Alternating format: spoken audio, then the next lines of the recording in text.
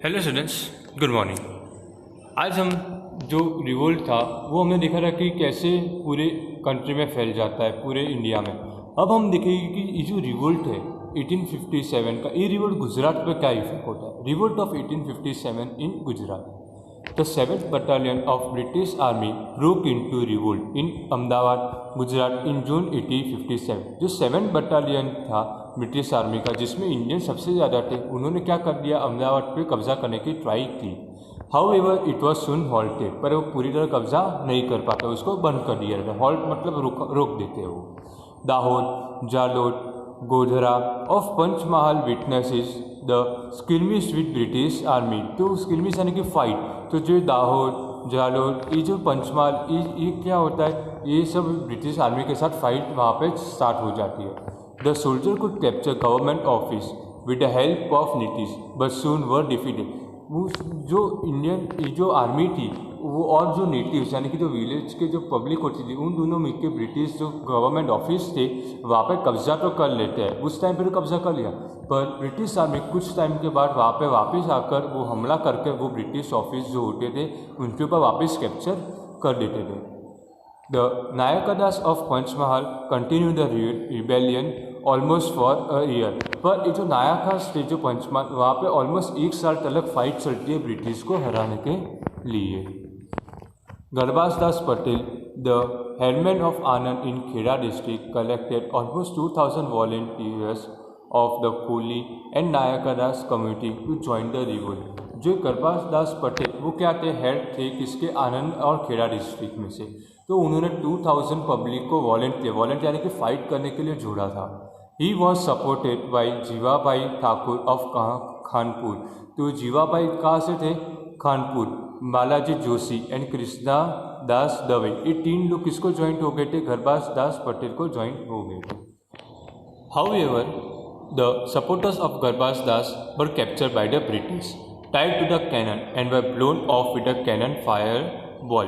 तो जो गरबाज दास के जो फॉलोअर, जो भी गरबाज दास को हेल्प करते थे, जब वो ब्रिटिश को पकड़ देते तो क्या करते थे, जो कैनन यानी कि जो पुराने ज़माने में जिससे हम जो गोले डालकर फायर करते थे उसे हम क्या बुलाते थे, कैनन। तो कैनन के जो उसका जो जहाँ से बॉल निकलता है वहाँ पर उनको एक इंसान को बांध देते थे, वो जो सपोर्ट करते थे उनको, और उसी में से क्या करते थे, ये लोग कैनन को फायर करते थे और इसकी वजह से काफ़ी लोग इसके अंदर मर गए।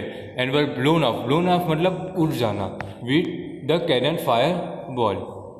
Garbas Das was exiled to Andaman where he died. जो गरबाज दास को जब पकड़ लिया जाता है तो उसको कहाँ भेज देते हैं, अंडमान एंड निकोबार, और वहाँ पे वही मर जाते हैं। The people of Chanduk village which is 16 miles away from Idar accepted the leadership of Nathaji and Yamaji and joined the revolt। जो चांदुक विलेज है जो 16 माइल ईडर से है, वहाँ पर नाथाजी और यमाजी का क्या करते हैं, वो लीडरशिप एक्सेप्ट करते हैं और रिवोल्ट स्टार्ट होता है। The British has camp at Nananda village between Okha and Baradi. तो ये जो ब्रिटिश कैम्प, जो ब्रिटिश का कैंप कहाँ पे था, नानंदा विलेज के बीच में, किसके बीच में, ओखा एंड बराडी के बीच में। The British commander of navy became impression and he reach the fort of bay Dwarka via the bay of बेट। ये जो बे ऑफ बेट जो द्वारका बुलाते हैं, वहाँ पे नदी के किनारे एक ब्रिटिश नेवी वहाँ पे आ जाती है, और वो इम्प्रेशन यानी कि उसको ऑर्डर नहीं थे वहाँ पे अटैक करने का, फिर भी ब्रिटिश आर्मी वहाँ पे अटैक कर देती है। Donovan order and attack on the fort. Donovan क्या, एक ब्रिटिश आर्मी कमांडर था, उसने क्या किया, फोर्ट पर अटैक करने को, हमला करने को बोला। The Waghers inside the fort had no such artillery to counter the attack. और उनके पास क्या था, कैनन और वो सब वेपन सब काफ़ी हाई थे ब्रिटिश आर्मी के पास, पर जो वागर्स थे, जो फोर्ट को बचा रहे थे, उनके पास कुछ भी ऐसा कुछ अटैक करने के लिए या काउंटर अटैक करने के लिए कुछ भी था तो नहीं। At this time the वागर women came up with a very brave and innovative आया। जो वागर्स के जो वुमेन होते हैं उन्होंने एक इनोवेटिव आया, और वो आइडिया क्या था, देखते हैं। They soak the mattress with water in which they could catch the cannon fire ball and pull them immediately. ये जो कैनन फायर बॉल होता है वो काफ़ी हॉट होता है, जैसे ही वो कहाँ पे लैंड होता है वो क्या होता है, पूरा बर्स्ट हो जाता है। पर ये वुमन ने क्या किया, वागस वुमन ने, कि जो उनकी जो मैट्रेस उसको भिगो के क्या किया कि फायर को कैच करते थे। इसके वजह से वो बॉल क्या होता था, वो जो हॉट बॉल है वो कूल डाउन हो जाता था, और इसकी वजह से कूल डाउन होने की वजह से वो बर्स्ट नहीं होता था, तो वो काफ़ी सारे लोगों को बचा लेते थे इसकी वजह से। They would enable the Waghers man to fight the battle without being hit by the cannon ball, और कैनन बॉल से जो उसके मैन मर जाते थे इससे उन्हें बचा लिया। Nowhere in the history of the world such a act of valor has been exhibited. valor यानी कि हिम्मत, ऐसा एक्ट पूरे वर्ल्ड की हिस्ट्री में कोई भी बुक में नहीं लिखा है जो वागस वुमन ने किया था। यहाँ पे Waghers woman very bravely disarm the cannon ball without worrying about their life. जो वागस वुमन थे उन्होंने क्या किया कि डिसआर्म यानी कि कैनन बॉल का इफेक्ट कुछ भी फोर्ट पे हुआ नहीं होता, और जो मेंस को वो लाइफ के बिना, मेंस और वुमेन लाइफ की परवाह करते थे वहाँ पे नहीं। Their act of bravery was equivalent to that of Rani Lakshmibai. जो रानी लक्ष्मीबाई ने झांसी के लिए किया था वही काम ये वागस वुमन ने वो वागस मैन के लिए काम किया था, अपने वो फोर्ट को बचाने के लिए। दिस वुमन व लक्ष्मीबाई ऑफ गुजरात। जो रानी लक्ष्मीबाई वो झांसी की थी, पर जो वागस वुमेन्स थे वो किसकी क्या बुलाते हैं उसे हम लक्ष्मीबाई ऑफ गुजरात बुलाते हैं। Cities of north Gujarat like Patan, Kheralu, Biloda, Mudeti etcetera broke into revolt with the help of natives. Natives के हेल्प से यहाँ पर भी क्या होता है, ब्रिटिश के सामने फाइट चालू हो जाती है। Apart from this, in December 1858 Tatya Tope stayed in his army in Panchmahal district of Gujarat. Panchmahal जो फॉरेस्ट एरिया वहाँ पर तात्या टोप रहते हैं। He had to escape to the forest of Banswara when being changed by the British Army। जो वांसवाड़ा है वहाँ पे फॉरेस्ट था, जब ब्रिटिश आर्मी को पता चलता है कि तात्या तो पंचमहाल डिस्ट्रिक्ट में आए तो वहाँ पे पकड़ने जब आते तो फॉरेस्ट के भाग जाते और ब्रिटिश आर्मी उसे पकड़ नहीं पाती है। ये रिवोल्ट कहाँ पे हुआ, पूरा का पूरा गुजरात। और हमने इंडिया और गुजरात का देख लिया, पर रिवोल्ट कम्प्लीटली सक्सेसफुल हुआ नहीं। तो यहाँ पे क्या होता है, एंड ऑफ रिवोल्ट। तो रिवोल्ट के एंड में क्या होता है, During the revolt, weapon and soldier were supplied to the British from England, Iran, etc. जब ये रिवोल्ट होता है तो वेपन आर्मी कहाँ से आती है, इंग्लैंड और ईरान से आती है ब्रिटिश के लिए। The revolt has started on 10th May, but by the end of June 1857 the British were able to regain the control on Banaras and Allahabad. जो रिवोल्ट कब चालू होता है, 10th May को चालू हो जाता है, पर जून आते आते क्या होता है कि बनारस इलाहाबाद का जो कैप्चर जो इंडियन आर्मी ने किया था, इंडियन जो फोर्सेस ने किया था, वो ब्रिटिश के हाथ में वापस चले जाता है। Bahadur Shah Zafar and his queen Begum Zeenat Mahal were imprison and exile to Rangoon. Rangoon एक सिटी का नाम है। ये जो बहादुर शाह जफर और क्वीन बेगम, इसको कहाँ पे बेच देते हैं ये लोग, रंगून, वहाँ पे जेल में डाल लेते हैं। The capital of Burma where they die after few years. और ये जो बुर्मा का जो कैपिटल है वहाँ पर क्या करते हैं, वो काफ़ी सालों के बाद वहाँ पे मर जाते हैं। That 3 son were murder. और इनके जो 3 बच्चे होते हैं इन दोनों के, उनको भी क्या कर देते हैं, मार देते हैं। Lucknow was recapture in March 1858। Lucknow वापस कैप्चर हो जाता है। Jhansi fell because of treachery of one of the courtier of Jhansi. Treachery यानी कि जो झांसी के अंदर का एक इंसान क्या हो जाता है, खराब निकलता है और वो ब्रिटिश को सपोर्ट करता है। इसके वजह से झांसी उनके हाथ में चली जाती है। As a result Lakshmibai escape to Kalpi. Lakshmibai वहाँ से भाग जाती है और कल्पी चली जाती, where she died while fighting a British battle with his troop. और वहाँ पे उसकी क्या हो जाता है, डेथ हो जाती है ब्रिटिश ट्रूप के फाइट करते करते। Nana Sahib Peshwa escape to Nepal after the first defeat. जो नाना साहेब पेशवा थे वो कहाँ भाग जाते हैं, नेपाल भाग जाते हैं जब वो डिफीट हो जाते हैं फर्स्ट बैटल में। It is believed that he lived in Sihor village of Bhavnagar district of Gujarat, where he is believed to died in 1902। तो जो नाना साहब पेशवा है वो पहले तो नेपाल भाग जाता है, फिर वापस आकर वो सीहोर विलेज भावनगर जो डिस्ट्रिक्ट है गुजरात के अंदर वहाँ पे रहते हैं। वहाँ पे ब्रिटिश को कभी पता नहीं चला उनके बारे में। और वो कब मर जाते हैं, 1900 में उनकी डेथ भी हो जाती है। It is said that Tatya Top was captured due to the betrayal of one of his allies। जो टाटा टॉप थे वो भी एक जन को जो फूट जाने यानी कि किसी जो खुद का जो पर्सन है उसने ब्रिटिश को बता दिया कि टाटा टॉप कहाँ है और वो पकड़े जाते हैं। According to the official document Tatya Tope was hang on 18 April 1859। Official statement के अकॉर्डिंग टाटा टोप को क्या कर दिया था, फांसी पे चढ़ा दिया जाता है।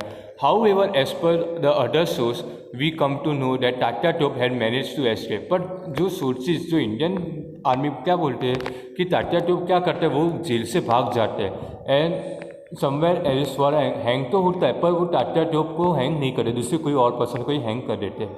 It is believe that he has spend last year of is life in Navsari. जो नवसारी जो डिस्ट्रिक्ट है वहाँ पे वो टाटा टोप उनके जो लास्ट लाइफ थी वहाँ पे उनको ख़त्म की थी।